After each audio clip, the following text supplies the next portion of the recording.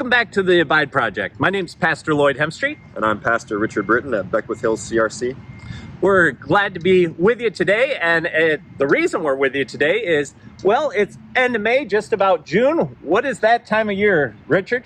Well, I believe it's Synod, Lloyd. It is Synod time. The place where all of a CRC's ministers' dreams can come true.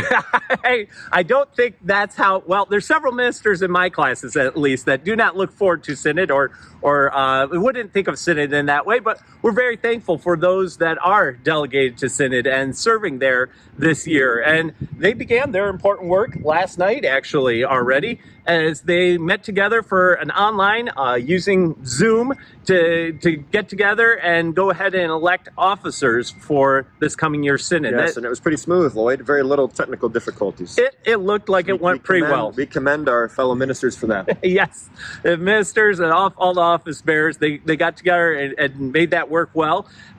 So yeah, it kicked off last night with President Pro Tem Nate Van Dennen going ahead and kicking it off. He is from Ontario Southwest. He's actually a delegate to Synod this year, but the reason he was serving as President Pro Tem is he's the pastor at First Christian Reformed Church in Chatham, Ontario. And next year, 2026, they are going to be celebrating a 100-year anniversary. And so that is why they are going ahead and kicking off as the host for Synod this year. They went ahead and ran through the elections. That was the main thing on the agenda for last night. I believe it was 12 different candidates that they had for the president and vice president slot. The president that Synod selected was Reverend Stephen Terpstra. He is now from Classis Heartland. Last year he was at Synod and he was from Classis Zeeland, which I serve in, but he has since taken a call to First Christian Reformed Church in Orange City, Iowa. And he is missed around these parts. He is missed, but I think he's doing good work out there in Iowa. He is. But I think it's because of the good work that Synod 2024 did. I heard a number of people last year during the Synod talking about how they really appreciated the way that the officers led, and he served as vice president of Synod 2024. And so the delegates decided that, with that good track record and experience, they went ahead and elected him to serve as president. And I will say, Stephen Terpstra's messy Reformation interview is one of my favorites. Oh, was it? Okay, very good. There's so much good wisdom and counsel in that episode. I advise everyone to go watch it. Stephen has served as a faithful minister for a long time. Yeah, he's a Canadian. He was born and raised in Canada and served both churches in the U.S. and Canada, and so he's serving as president. When they were selecting the president, they whittled it down to the top two vote getters, and the second vote getter for the president spot ended up being elected as the vice president of Synod this year. That's Reverend Ken Benjamins out of Classis Hamilton.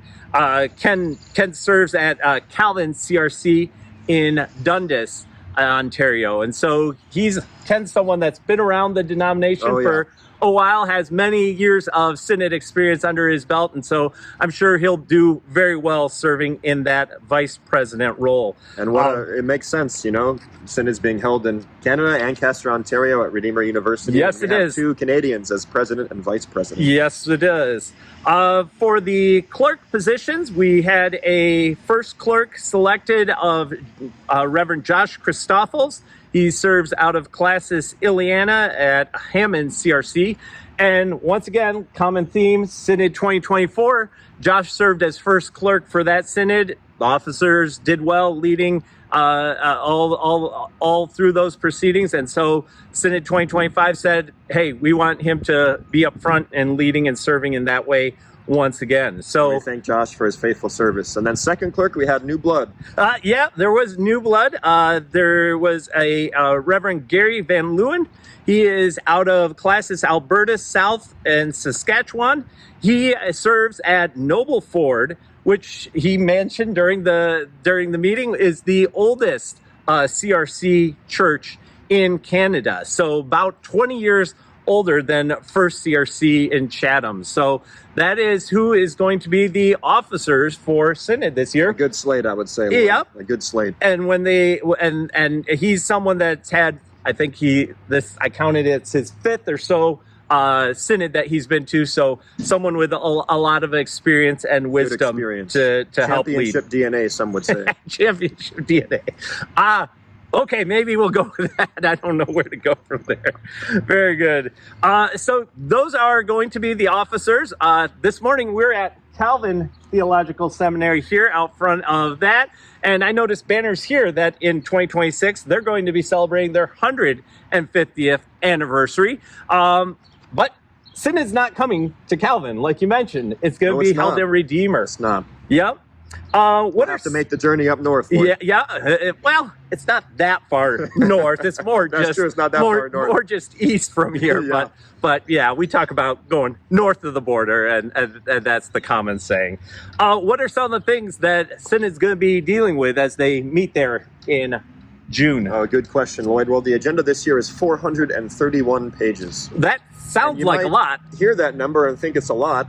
But last year it was 615. Yeah, so we got a bit of a reduction, quite a bit less going on this year, and so hopefully that helps the delegates to have good time to debate and work through all the important matters that'll be before them. There's been a number of overtures the last few years. How about this year? 29 overtures this year, which again you would think is quite a lot, but last year there were 45. Yeah, and I think 23 and 22 it was in the 60s or 70 range. So quite a few less overtures. Once again, that should help Synod to be able to, have more time to process and deliberate and work through all these things. But they do have other important things going on than just overtures. Specifically, don't they have task forces? Yes, 3 task force reports.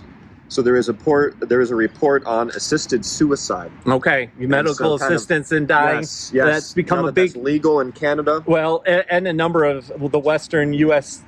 States in the United States, several of the Western states have that legal as well, and so that's become a larger topic of discussion and something that the denomination said, hey, we need to Synod. I believe it's Synod 2023 said, hey, we need to get some people together and really talk about what's going on here and think about a godly and biblical response to it. So there's a report on that. What are the other task force thinking reports? Through the dignity of life. Yep. And there's a report on a virtual church. Okay. Yep. That was out of Synod 2023 as well. Is a virtual church a viable option? What considerations are there when you're meeting primarily over Zoom or something like that? Right. I think meeting only online was kind of the criteria that they discussed originally with that. And so is that a church? How does that work? There's an important report on that Synod will be addressing. Yes. And then the third item was the team to clarify distinctions in synodical pronouncements. And I believe that was Synod 2024. So this team only had 1 year to kind of try and sort through some of these things and talk about, hey, how do these different pronouncements work, and how do we as a church respond to those different pronouncements? And that's been a very important issue the last couple of years. So it has. Thankfully, we had a good team working through that, and I'm excited to dive into that report. Right. See how Synod receives that and what they do with that information they receive. So those are the major things going on at Synod, things to look for at Synod this year. There's other things going on, the COD and Calvin University and others. Calvin Seminary had Synod 2024 had sent them information or requests about various things, asking them to speak to those items. And so they will have the opportunity to do so in their reports, and Synod will be working through all of those sorts of things. But that is the work that Synod does each and every summer. And so we give thanks once again for all those delegates that are going to be serving. We want to continue to uphold them in prayer. The denomination has 40 days of prayer that they have been putting forward, and I've been blessed to participate in. The Abide Project just recently released some prayer points for Synod, and so we want to keep that in mind. The other thing going on with the Abide Project is Synod's not the only one going to Redeemer this summer. Oh man, we're making the trip again in August for the Abide Convention. Yes, the Every Tongue Confess. Every Tongue Confess Convention will be in Redeemer. And the dates for that are August 13 and 14. 13 and 14. Go ahead. Signups are open already, and there's a bit of a deal going on. Oh, there is. That you can sign up for the 2-day conference. Going to cover meals. There's opportunities for lodging that you can add onto it. But how much is it? $300, $400 for a 2-day conference? Oh, not even that, Lloyd. Not even that. We're committed to being wise stewards and saving our pocket money. So the early bird registration is only $70. Okay, instead of $120, so you save $50. All right, there. yeah, we received some donations in support of it, and so there's for the first 100 that sign up, there's opportunity to sign up for just $70 for that conference. So first 100 attendees. So yes, sign up quick. So sign up quick for Spots that. are going fast. Yes, that they are.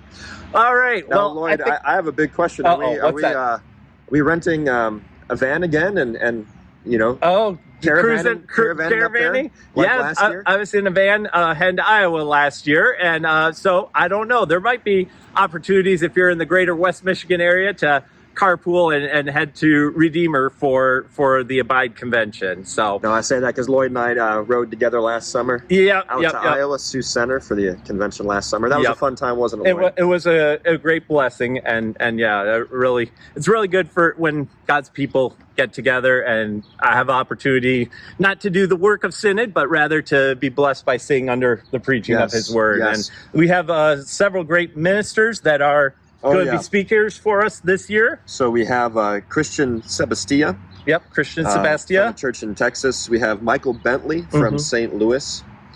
Richard Grift from Brampton, Ontario. And then Chris DeWinter from Langley, BC.